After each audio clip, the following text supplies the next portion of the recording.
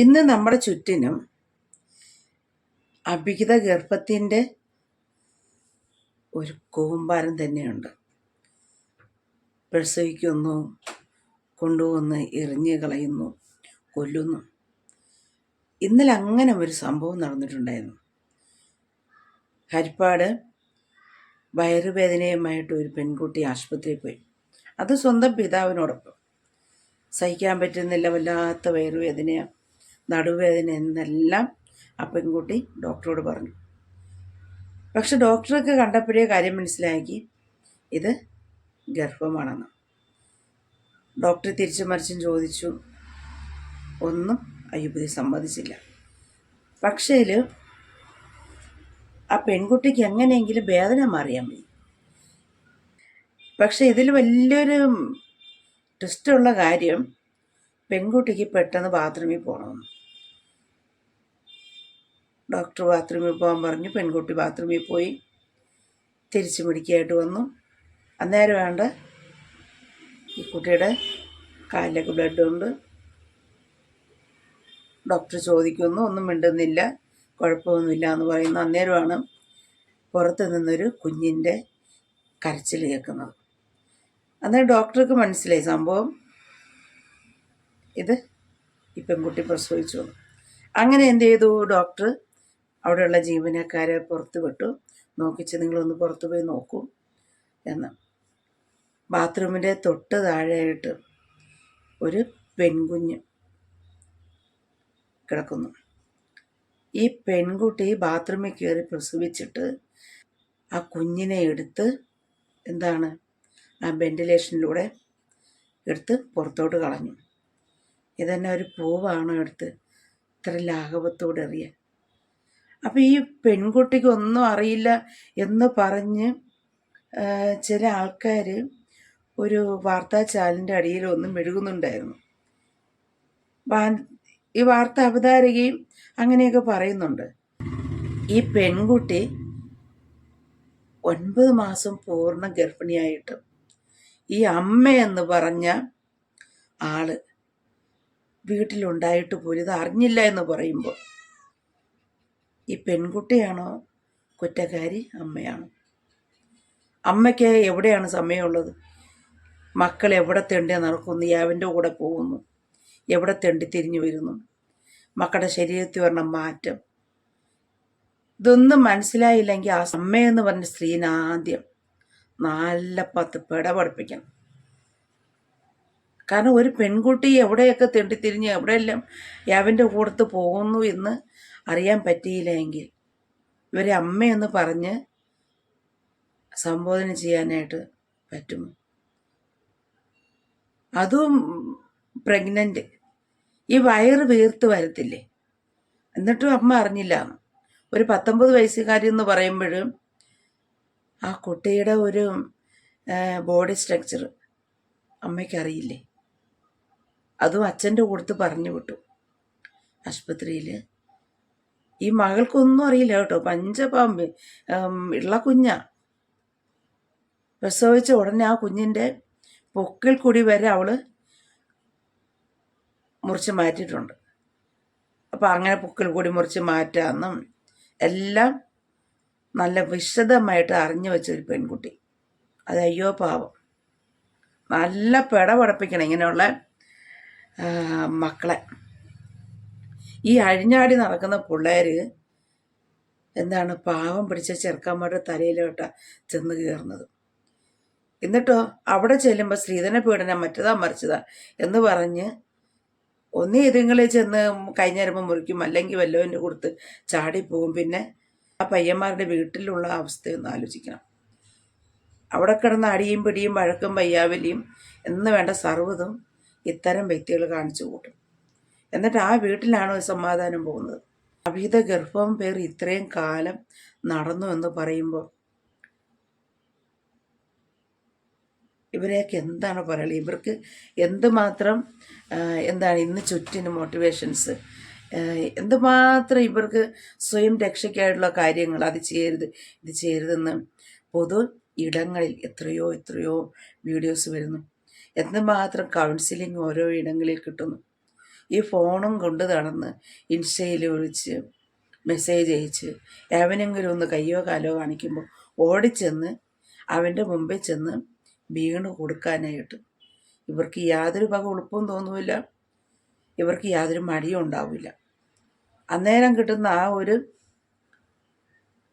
അല്പനേരത്തെ സുഖത്തിന് വേണ്ടിയിട്ട് ഈ പെൺകുട്ടികൾ ഇത്ര തറയാകുന്നത് വളരെ മോശമാണ്.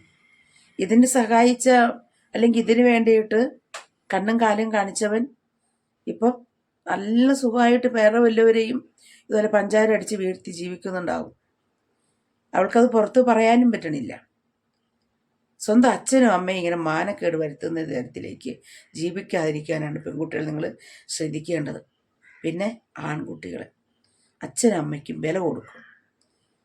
നിങ്ങൾ ചെന്ന് പലയിടത്തും പല പെൺപിള്ളേരെ വിളിച്ചുകൊണ്ട് പോയി നിങ്ങളുടെ കുത്തിക്കഴപ്പ് തീർന്നിട്ട് ആ പെൺകുട്ടികൾ വീട്ടിൽ പറയാൻ പേടിച്ചിട്ട് എന്ത് ചെയ്യണമെന്നറിയാതെ നെട്ടം ഈ പെൺകുട്ടികൾ വീട്ടിൽ പറയാൻ പേടിച്ചിട്ട് എന്താണ് ആവശ്യമില്ലാത്ത വയ്യാവിലിയിൽ തല വെച്ച് ഇങ്ങനെ മുന്നോട്ട് പോകും. ഈ സ്ത്രീകളുടെ ശരീരം എന്ന് പറഞ്ഞതേ വളരെ അപകടം പിടിച്ചതാണ്. ഇത് വല്ലവനും വിളിച്ചു കഴിഞ്ഞാൽ അവൻ്റെ കൂടെ ചെന്ന് ശാരീരിക ബന്ധത്തിൽ ഏർപ്പെട്ട് കഴിഞ്ഞാൽ ഈ പറയുന്ന പ്രഗ്നൻസി ഉണ്ടാവും. അതിനെ പെട്ടെന്നൊന്നും വലിച്ചു പറിച്ചെടുത്ത് കളയാൻ പറ്റുന്നതല്ല. ഒരു കുഞ്ഞുണ്ടായി അത് പ്രസവിക്കുകയും ചെയ്യും. പിന്നെ അതിനെ എടുത്ത് വലിച്ചെറിഞ്ഞിട്ട് അല്ലെങ്കിൽ കൊന്നു കളഞ്ഞിട്ട് രക്ഷപ്പെടാമെന്ന് ചിന്തിക്കുന്നതാണ് നിങ്ങളുടെ മണ്ടത്തരം. കാരണം എങ്ങനെയായാലും കണ്ടുപിടിക്കും. ഉപ്പ് തിന്നുന്ന വെള്ളം കുടിക്കുമെന്നൊരു ചൊല്ല് കേട്ടിട്ടില്ലേ? അത് തന്നെയാണ് സംഭവിക്കുന്നത്. എന്ത് തെറ്റ് ചെയ്താലും അത് പിടിക്കപ്പെടും. അതുകൊണ്ട് നിങ്ങൾ ഈ ആവശ്യമില്ലാത്ത വൃത്തികേടുകളിൽ ചെന്ന് തല വെച്ചിട്ട് നിങ്ങളുള്ള അഭിമാനം നഷ്ടപ്പെടുത്താതിരിക്കും. പിന്നെ അമ്മമാരോട് പറയാനുള്ളത്, ഈ പഠിക്കാതെയും പറക്കാതെയും ഒക്കെ വീട്ടിൽ കയറി കുത്തിയിരുന്ന് ഈ കണ്ടവൻ്റെ കൊടുത്ത് മെസ്സേജ് അയച്ച് ഇൻസ്റ്റയിൽ കയറി അല്ലെങ്കിൽ ഫേസ്ബുക്കിൽ കയറി എന്ന് പറഞ്ഞ് ഈ മെസ്സേജുകളും അയച്ച് പിടിച്ച് ഈ മുറിയിൽ പൂട്ടിയിട്ട് ഈ 5 പൈസയ്ക്ക് പഠിക്കുകയോ ഇല്ലും ചെയ്യാത്ത പൊമ്പിള്ളേരെ പിടിച്ച് വീട്ടിൽ വച്ചിരുന്ന് ഉള്ള നാണക്കേട് വരുത്താതെ സമയത്ത് കെട്ടിച്ചു വിടാൻ നോക്കും. അങ്ങനെയെങ്കിലും ഉള്ള മാനാഭിമാനത്തോടു കൂടി ജീവിക്കാൻ പറ്റും. പണ്ടൊക്കെ 18 കെട്ടിക്കുമെന്ന് പറയുമ്പോഴേക്കും എന്താണ് അത് കുഞ്ഞുങ്ങൾ പഠിച്ച് ഒരു നിലയാകട്ടെ, എല്ലാം ശരി തന്നെയാണ്. ഒരു നിലയിലാകുമ്പോൾ അവർക്ക് അവരുടേതായിട്ടുള്ള എന്താണ് സാമ്പത്തികമായി വർദ്ധിപ്പിക്കാനാവും എന്നെല്ലാം നല്ലത് തന്നെയാണ്. പക്ഷെ പഠിക്കാനും പോകില്ല, ഒന്നും ചെയ്യില്ല, അല്ലെങ്കിൽ പഠിക്കാൻ പോകും, പഠിച്ചിട്ട് വല്ല മിടുക്കിയായിട്ട് ഇരിക്കുന്നു എന്ന് പറഞ്ഞിട്ടും കണ്ടവൻ്റെ കൂടത്ത് മേഞ്ഞ് നടന്നിട്ട് ഇതുപോലെ എല്ലാം വരുത്തി വെച്ച അഭിമാനം എല്ലാം പോയിട്ട് പറഞ്ഞിട്ട് കാര്യമുണ്ട്. ഇതൊരു അവിവാഹിതയായ ഒരു പെൺകുട്ടി ഈ കുഞ്ഞിനെ പുറത്ത് കളഞ്ഞതോടുകൂടി രക്ഷപ്പെടാമെന്ന് ചിന്തിച്ച ഇടത്ത് ആരും അറിയില്ല എന്നൊക്കെ അങ്ങ് നന്നായിട്ട് മനക്കോട്ട കെട്ടിയിട്ടുണ്ടാവും. നോക്കിക്കോളണേ, 1-2 പേര് അല്ലെങ്കിൽ നാട്ടിലുള്ള ഒരു കുറച്ച് ആൾക്കാർ അറിയുന്ന ഒരു സംഭവം ഇപ്പം ലോകം മൊത്തവും അറിഞ്ഞു. ഇതിൻ്റെ വല്ല ആവശ്യമുണ്ടായിരുന്നു? ആദ്യമേ ഇതൊരു സംഭവം നടന്നു, അമ്മയോടോ അച്ഛനോടോ ചെന്ന് ചെയ്ത തെറ്റ് പറഞ്ഞ് അതിന് വേണ്ടുന്ന സൊല്യൂഷൻ അപ്പോൾ എടുത്തിരുന്നെങ്കിൽ ഇന്ന് ഇത്ര മാനം കെട്ട ഒരു രീതിയിലേക്ക് പോകാൻ. അത് ആ കുഞ്ഞിനെ എടുത്ത് എറിയുക എന്ന് പറയുമ്പോൾ എത്രമാത്രം ഒരു ദുഷ്ടയായ ഒരു പെൺകുട്ടിയായിരിക്കും. ദൈവഹിതം എന്താണ്? ആ കുഞ്ഞിന് ജീവിക്കാനുള്ള ഒരു അവസ്ഥ ഈ ഭൂമിയിൽ ഉണ്ടാക്കിയിട്ടുണ്ട്. അതുകൊണ്ട് ആ കുഞ്ഞിന് വേറെ ആരോഗ്യ പ്രശ്നങ്ങളൊന്നും ഇല്ല എന്നാണ് അറിയാൻ സാധിച്ചത്.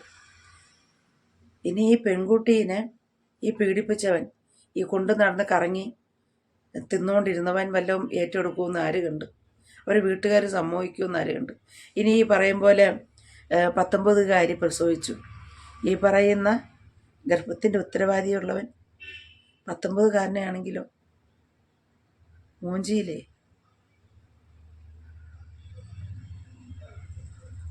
ഇന്നത്തെ പെൺപിള്ളേർക്കൊരു വകതിരിവില്ല.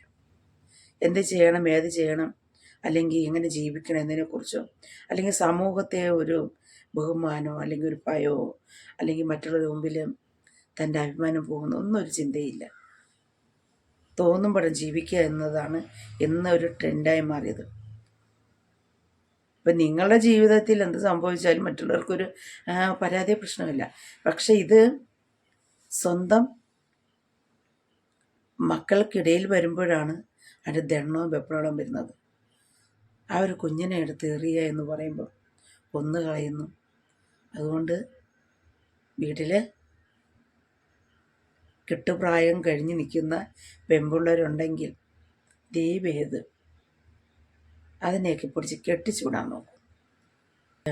ഇനി കോളേജിൽ പോകുന്ന കുട്ടിയാണ് എന്ന് പറഞ്ഞിട്ട് കാര്യം, എത്ര സപ്ലി കിട്ടിയത് നിങ്ങളൊന്ന് ആലോചിച്ച് നോക്കും.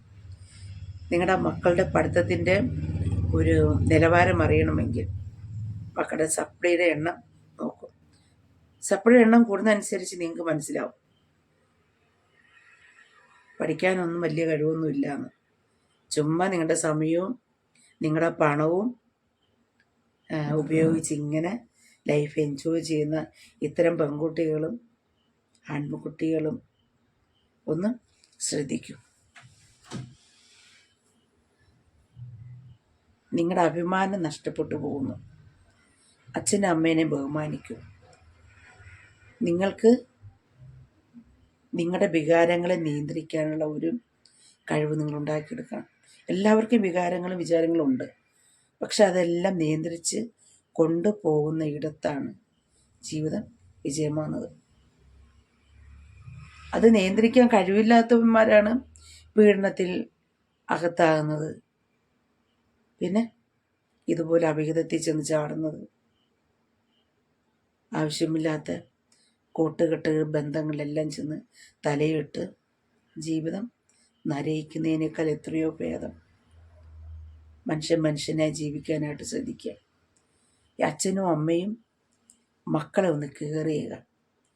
എങ്ങനെയെങ്കിലും അഴിഞ്ഞാടി നടന്നിട്ട് വല്ല ചെറുക്കന്മാരുടെ തലയിലോട്ട് നിങ്ങളുടെ ഈ വെഴുപ്പ് പാണ്ഡങ്ങളെയൊന്നും അടിച്ചേൽപ്പിക്കാതിരിക്കുക.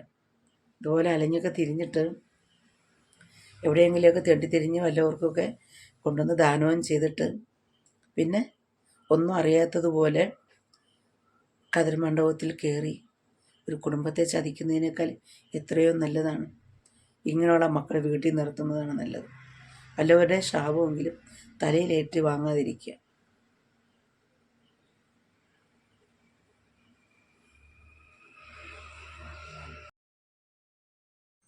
ഇതാണ് അമ്മ വലിച്ചെറിഞ്ഞ കുഞ്ഞ്, പൂർണ്ണ ആരോഗ്യവതിയായ ഒരു പെൺകുഞ്ഞ്.